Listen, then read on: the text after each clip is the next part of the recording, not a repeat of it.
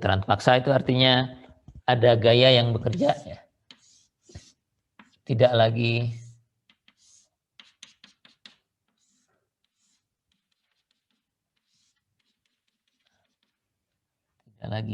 tanpa gaya. Ini misalnya kalau ini U1, ini P1 fungsi dari T, ini P2 fungsi dari T, ini P3 fungsi dari T, begitu ya. U1, U2, U3, demikian. Nah, kalau sistem seperti ini, bangunan geser ini kita susun persamaan geraknya, bentuknya akan seperti ini ya. MU2 dot tambah CU. Ini sekalian aja ya dengan, anggap aja ada redamannya. Kalau tidak ada nanti tinggal di nol kan. Tambah KU sama dengan P, vektor P fungsi dari T. Di mana kalau kasusnya seperti ini, P1, P2, P3 seperti ini, maka vektor P ini isinya adalah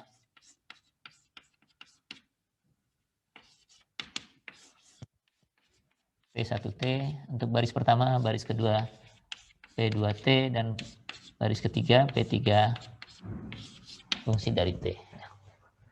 Jadi sebagai pengganti dari 0, 0, 0 tadinya, sekarang kita ganti dengan masing-masing gaya ini. Nah, kalau kita lakukan hal yang sama dengan sebelumnya, dengan mentransformasikan koordinat perpindahan U menjadi koordinat ragam Q. Jadi dengan transformasi U sama dengan V kali Q, begini, maka kita akan dapatkan matriks massa yang diagonal, matriks redaman yang diagonal, matriks skala yang diagonal, tapi ruas kanan tidak demikian ya, karena ini vektor aja ya. Waktu kita mensubstitusi saja, yang kanan tidak terganggu. Jadi ini jadi MVQ2 dot, CV Q dot, yang ini, KV kali Q sama dengan P, fungsi dari T vektornya, ya. Waktu substitusi. Lalu semua kita kalikan V transpose di depannya, maka yang ini juga ikut dikalikan dengan V transpose, dan itulah yang tersisa di ruas kanan. Oke, jadi kalau kita lakukan transformasi ini, kita akan dapatkan M diagonal kalikan Q, 2 dot, tambah C yang diagonal kalikan Q dot, tambah K yang diagonal kalikan Q, sama dengan yang ini bentuknya adalah V transpose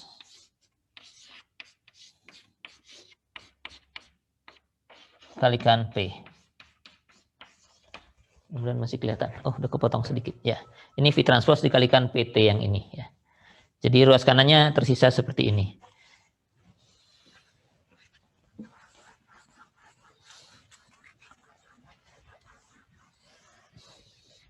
Kalau kita uraikan ini semua masing-masing, kita lepaskan dari matriksnya, bentuknya akan seperti ini. MI II2 dot tambah C besar, ini C ini besar dan kecilnya, ini C besar, CI I dot tambah KI I sama dengan, nah ruas kanannya kalau per baris ini adalah VI transpose kalikan PT, begitu. Jadi ini perkalian matriks vektor karena ragam pertama tapi ditranspos jadi baris PT-nya yang P1, P2, P3 misalnya vertikal begini ya. Jadi akan jadi bilangan skalar tapi kombinasi dari sejumlah gaya-gaya yang bekerja ya. Kalau PT-nya seperti ini, di baris pertama ada kombinasi P1, P2, P3, di baris kedua juga akan ada waktu Q2, di baris ketiganya waktu Q3 juga ada kombinasi P1, P2 dan P3. Atau kalau ini kita mau sederhanakan bagi dengan MI semua, kita akan dapatkan bentuk QI2 dot tambah 2 zeta I omega I QI dot tambah omega I kuadrat QI sama dengan VI transpose kalikan P dibagi dengan MI. Ya.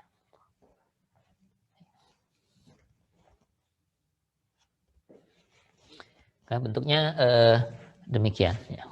Nah, ini kita juga sudah punya jawabannya. Nih, ya. Tergantung dari P ini, ya, tergantung dari gaya P. Kalau konstan, bagaimana itu ada karena ini kan sudah satu derajat kebebasan. Kalau ini sinusoidal, kalau ini linier, kalau impuls dan sebagainya. Ya.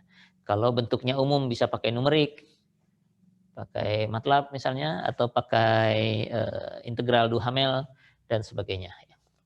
Nah, yang mungkin perlu diperhatikan di sini adalah bahwa ruas kanan ini P-nya mungkin bisa jadi ada beberapa ya.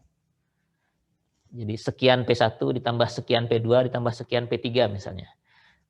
Dan kalau masing-masing gaya itu bentuknya berbeda, yang satu konstan, yang satu linier, yang satu harmonik misalnya, solusinya bisa kita jumlahkan saja.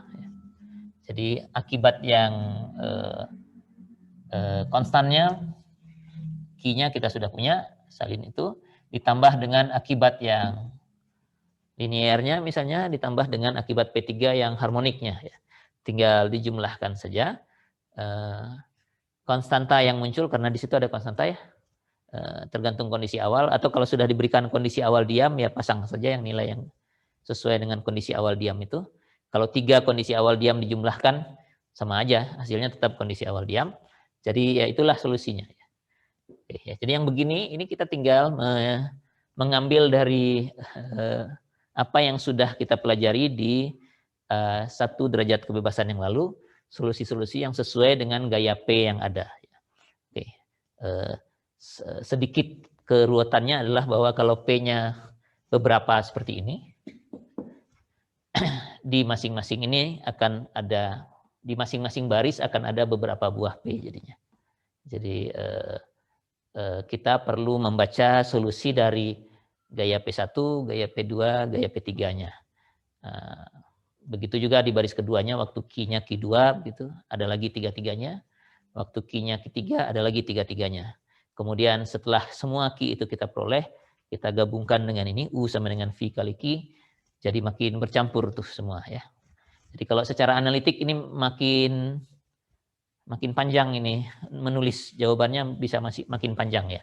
Walaupun kalau kita cek nanti plotnya ya begitu-begitu juga ya.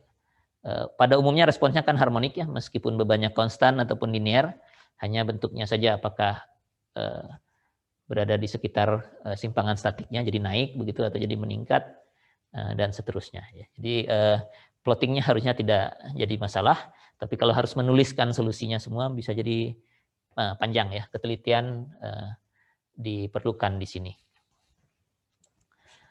Nah, salah satu hal yang agak menguntungkan kita di analisis struktur kita adalah bahwa beban-beban kita itu biasanya P1, P2, dan P3 ini fungsi waktunya sama ya. Hanya amplitudonya saja yang berbeda di masing-masing ya.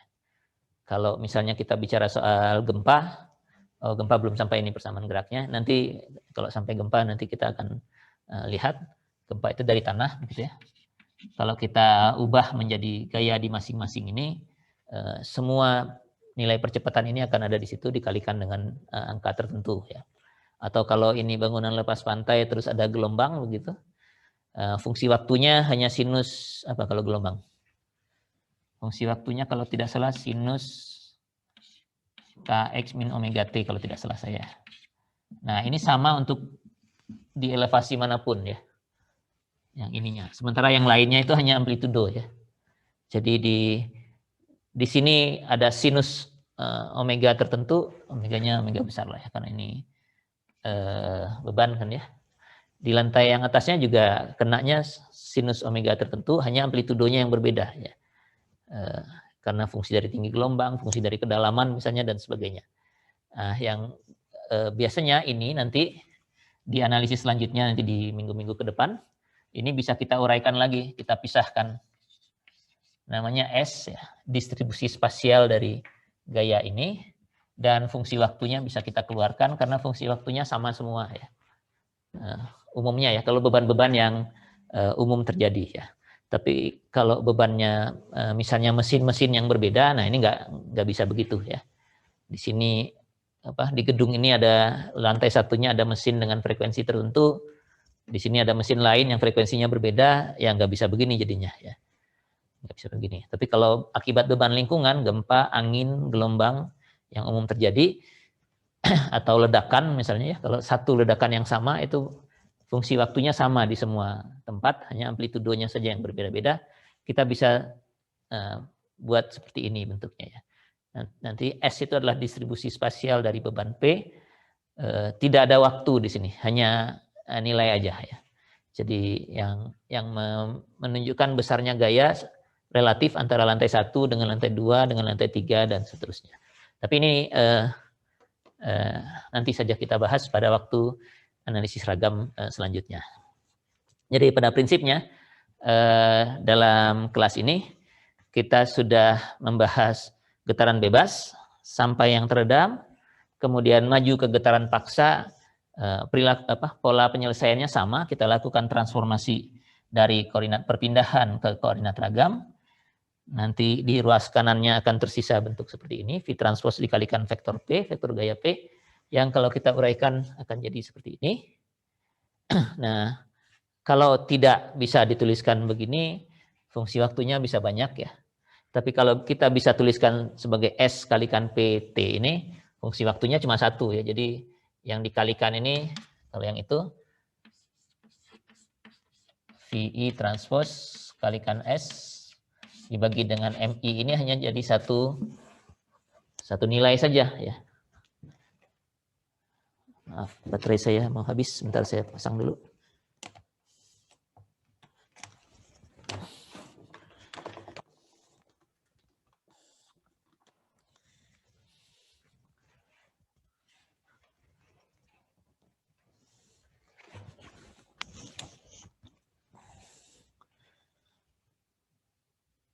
Oke, ya. Jadi kalau gaya P itu fungsi waktunya hanya satu, fungsi waktu yang sama, sinus omega T yang sama, sedangkan amplitudonya saja yang berbeda, maka gaya P-nya bisa kita keluarkan di sini. Nah, ini tuh hanya jadi satu faktor saja ya. Angka aja kan ya. MI ini kan satu nilai dari masanya, dari masa yang sudah diagonal. VI transpose ini ragam getar, cuma rasio dari nilai-nilai tertentu, sedangkan ini distribusi spasial, perbandingan dari besarnya gaya di masing-masing derajat kebebasan. Jadi ini hanya satu faktor, ini satu fungsi waktu yang jadi bebannya. Ya, kalau begini, ini bisa tinggal langsung pakai solusi yang tersedia waktu kita bahas di satu derajat kebebasan yang lalu. Oke, sampai di sini ada yang ditanyakan ya. Jadi prinsipnya kalau kita mengerjakannya seperti SDOF yang lalu, MDOF-nya udah beres nih sampai di sini. Setelah ini kita masih akan membahas ini lebih lanjut ya, terutama kalau gaya P-nya ini harmonik ya. Jadi masih ada lanjutan analisis di strukturnya sekarang. Dinamikanya beres di sini nih ya. Analisis di strukturnya itu nanti akan lebih berpengaruh pada saat penentuan misalnya gaya-gaya pada struktur ya. Bagaimana gaya statik ekivalennya ya. Untuk menentukan gaya dalam pada struktur kan di SDOF yang lalu, kalau kita sudah dapat U, kita bisa gunakan gaya statik ekivalen untuk mencari yang lain ya. Nah, itu yang akan kita bahas di minggu-minggu yang akan datang sampai seluruh gaya-gaya di struktur ini bisa kita hitung ya. Untuk multi degree of freedom, gaya dalamnya bisa banyak ya. Waktu 1 derajat kebebasan yang lalu, karena kita terbatas gayanya di sini ya. Ya gaya dalamnya paling geser di kolom ini, paling besar pasti di dasar ya, jadi gaya geser dasar gitu ya. Atau kalau perlu reaksi ya reaksi di bawah ini gitu ya. Momen gitu ya, tinggal dikalikan dengan tingginya. Tapi kalau strukturnya lebih kompleks. Bisa saja gaya dalam di balok tertentu atau di kolom tertentu dan sebagainya. Nah, dengan demikian analisisnya akan sedikit lebih kompleks ya. Dan untuk struktur yang begini kita akan upayakan memanfaatkan analisis yang sudah kita pelajari di semester yang lalu ya. Jadi waktu analisis struktur yang biasa, struktur yang begini Anda sudah bisa cari nih semua gaya-gaya ujung dari masing-masing elemen misalnya. Nah, kita akan memanfaatkan itu dan menambahkan efek dinamiknya ya pada responsnya. Ya. Jadi target kita di akhir semester itu adalah begini. Kalau ada beban yang mengenai struktur dengan banyak derajat kebebasan dan kompleks seperti ini, kalau dulu kita sudah bisa mencari gaya-gaya dalam di semua titik, di semua ujung misalnya, maka sekarang juga mestinya kita bisa lakukan dengan memanfaatkan ilmu yang sama dengan yang lalu dan memasukkan efek dinamiknya. Jadi targetnya demikian.